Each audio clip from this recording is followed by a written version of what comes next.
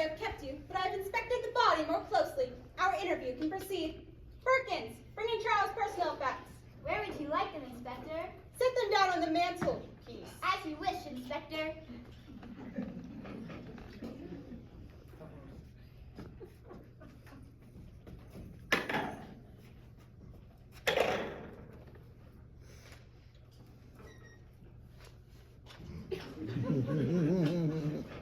Don't go, Perkins.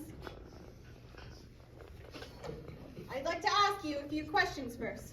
Mr. Haversham, Miss Collingmore, perhaps you'd be so kind as to give us a moment's privacy. Naturally! Don't just stand there, Perkins. Take a seat.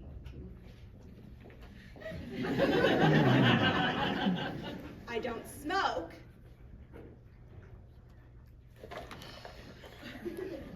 But you go ahead, Perkins. How are you feeling? A little shaken, sir, but I'll be fine.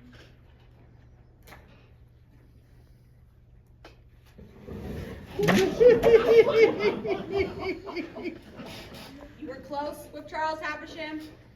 Yes, sir, very close. You don't appear very upset by his death. On the contrary, I've barely taken it in. Oh, he was such a kindly, charming man. It's true.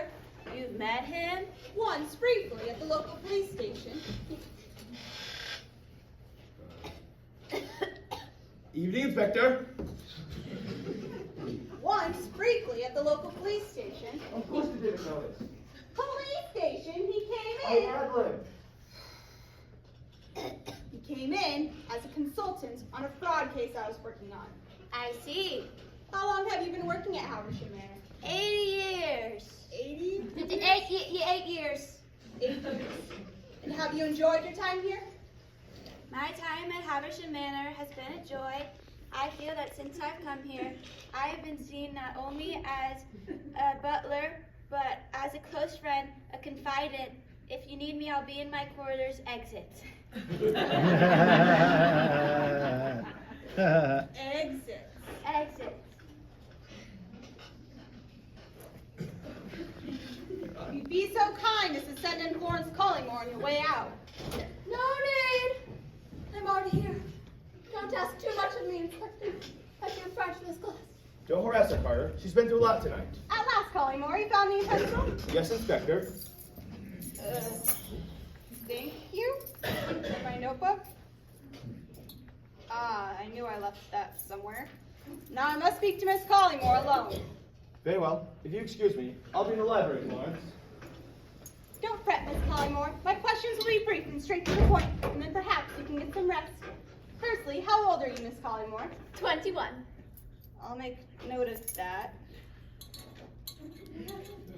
How long ago did you first meet your fiancé? Only 7 months ago, but my brother has known him years. When were you due to be married? In the new year.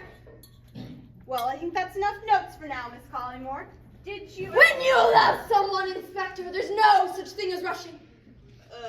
Did you ever think you were rushing into this marriage? Why wouldn't I love him? Did you love him then? How could anyone have benefited? Can you think of anyone who might have benefited from your fiancé's death? Cecil! Not even Cecil? Don't tell me to calm down! Calm down, Miss Collingmore. I wasn't having an affair. Don't raise your voice at me. You were having an affair. What letter? How do you explain the letter on the mantelpiece?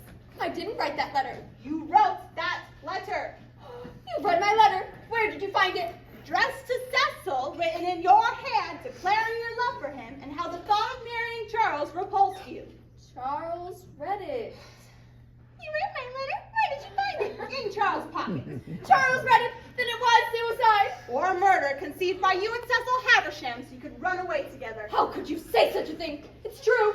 Cecil and I were having an affair. We loved each other. That's all. Neither of us wanted to hurt Charles, let alone kill him. It's my job to ask difficult questions, Miss Collingmore. I'm sorry if this upsets you. Upsets you? Upsets me? How dare you? My fiancé was murdered in this very room a matter of hours ago. I find your manner most unbefitting. I should be making a formal complaint to Scotland Yard. Scotland Yard will not listen to a complaint of a murderess. You diabolical beast! How can you? I will stand over this in a second longer, Inspector. Accuse me stop this shouting.